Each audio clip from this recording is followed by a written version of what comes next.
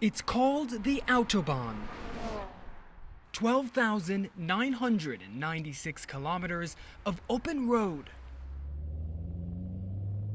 It's inspired musicians, writers, and directors, but it's world famous for something else: speed.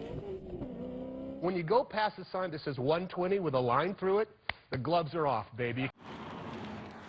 We drove more than 300 kilometers from Frankfurt to Bavaria to experience it for ourselves.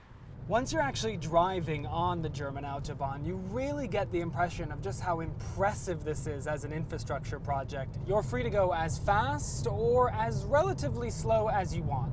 It's one of the densest route networks, not just in Europe, but really the entire world. You can go from point A to point B. Nearly every German city is connected on it.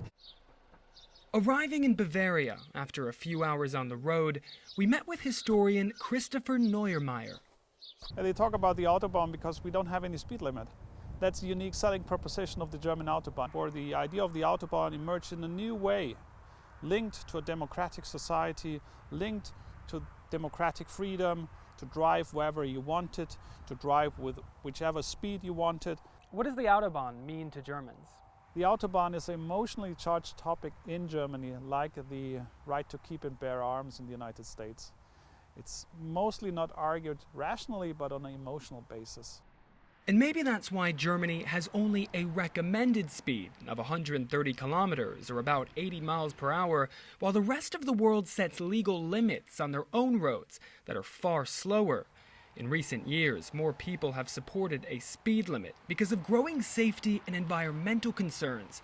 In fact, almost half the network has some kind of speed restriction today, but many would like to see more. Ein großes Risiko von sehr schweren Verkehrsunfällen. There is a high risk of very serious traffic accidents. That would actually be significantly lower with a general speed limit of 120 kilometers per hour. Then there's climate protection. If a vehicle drives very, very quickly, the car also uses significantly more fuel than a vehicle that travels at a maximum of 120 kilometers per hour. Police have also become more active at stopping speeding, setting up speed traps that can be hard to spot and issuing fines. The Autobahn of tomorrow is likely to look a lot different, with or without speed limits. New asphalt could make roads quieter, and digital monitoring of traffic would keep cars flowing. Many want the movement to be limitless when it comes to speed, but safety and environmental concerns are increasing considerations.